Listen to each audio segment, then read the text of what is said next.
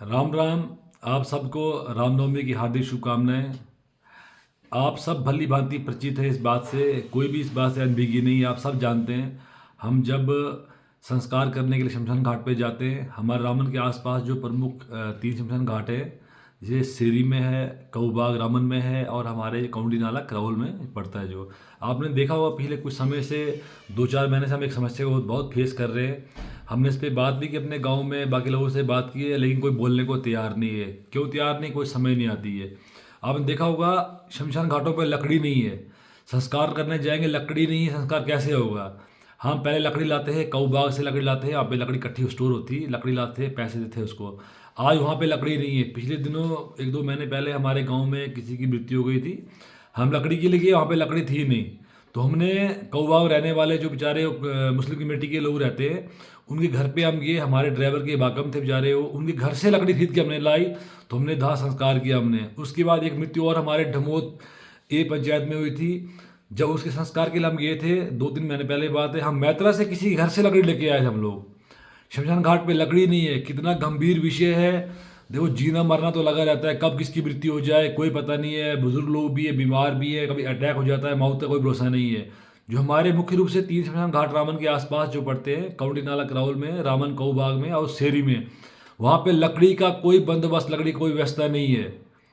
जो बेचारे कुछ लोग जिनकी जान पहचान है, या तो कहीं अपने रिश्तेदारों से लकड़ी खरीद के लाते हैं, कहीं कुछ लाते हैं। जो आम आदमी, जो एक आम गरीब आदमी बेचारा, जो है कोई भी क्यों नहीं हो, वो कहाँ से लकड़ी लाएगा? हम जब लकड़ी कऊ बाग से लाते थे, उनको पैसे देते थे।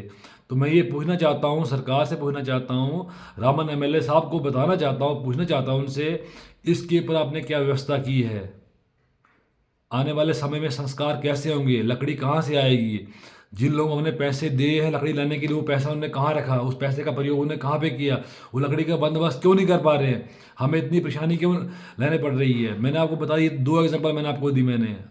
लकड़ी है ही नहीं, संस्कार कैसे होंगे? अभी अचानक किसी कुछ हो गया, आप जाकर देखो ना मौके पे, आप सब जानते हो, कऊ बाग जाओ, कराओ लाओ, कौड़ी नाले में जाओ, लकड़ी नहीं है, संस्कार कैसे होंगे? तो मैं एमएलए साहब से बताना चाहता हूँ, एमएलए साहब को भी, उनको डिपार्टमेंट वालों को बताओ, डीसी साहब से बात करो, तहसीलदार साहब से बात करो, जिससे आपने बात करनी है बात कीजिए। और जो लोग साहब लोग, जिन लोगों की जहाँ जान पहचान है, आप भी बात कीजिए। पिछले साल परनौत में जो लैंडस्लाइड हुई थी, वहाँ पे आपने देखा हो, कम से कम 200-300 चीड़ के बूटे गिरे हुए हैं। उन बूटों को कटवाओ, कौवा में ढलवाओ, लकड़ी वहाँ पे रहेगी। एक बहुत बड़ा शेड बनाओ, शेड के नीचे लकड़ी रहेगी। जब बारिश आती है, बारिश लकड़ी गीली होती है, संस्कार करना पड़ता है, लकड़ी गीली, लकड़ी काटने नहीं आती, संस्कार से नहीं हो पाता है। एक शेड हो जिसके नीचे लकड़ी हो। ये जब हम लकड़ी खरीदते हैं तो लकड़ी का पैसा देते हैं, कोई फ्री कास्ट नहीं होती है, लकड़ी का पैसा दिया जाता है, उनका पैसा भी है। अगर पैसे की कमी है, एमएलए साहब अपने फंड्स में एक पैसा लगाए, क्योंकि इस पे हमारा भी अधिकार है। जितने हमारे हिंदू कम्युनिटी के लोग हैं, संस्कार करने के लिए शमशान घाट पे जाते हैं, वहाँ पे लकड़ी नहीं है। हम सरकार का चयन क्यों करते हैं? सरकार ने व्यवस्था देखनी होती है, सरकार का काम, सरकार की जिम्मेदारी बनती है ये। हमारे जो मुस्लिम कम्युनिटी के लोग हैं, इनके अपने शमशान घाट बने हुए हैं, जहाँ पे ये कब्रिस्तान के जो बने मुस्लिम कम्युनिटी लोगों के, कब्रिस्तान पे जाते हैं, खोदते हैं, आराम से आदमी को दफना लेते हैं। लेकिन हमें शमशान घाट पे जाने के लिए हमें लकड़ी चाहिए।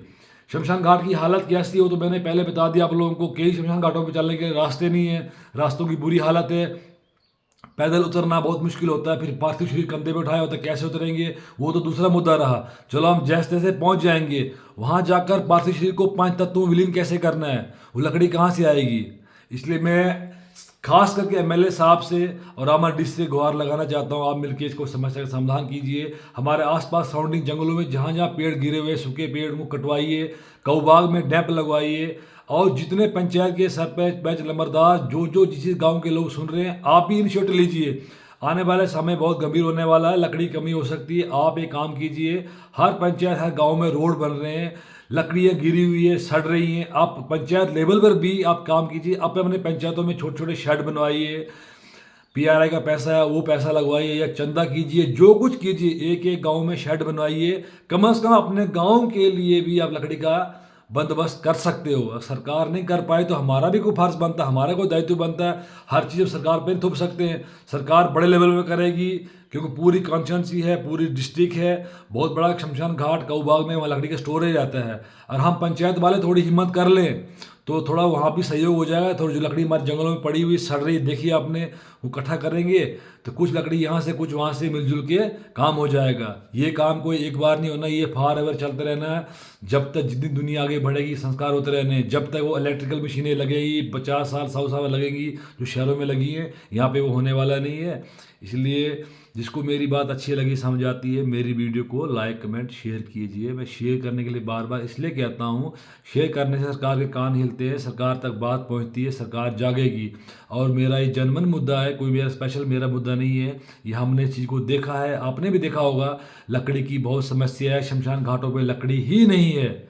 इसलिए आप सब भी जागरूक हो जाइए, आप भी बात कीजिए, एमएलए साहब को फ़ोन कीजिए, जहाँ आपकी बनती है, जिससे आपने बात करनी बात कीजिए, इस समस्या का समाधान कीजिए।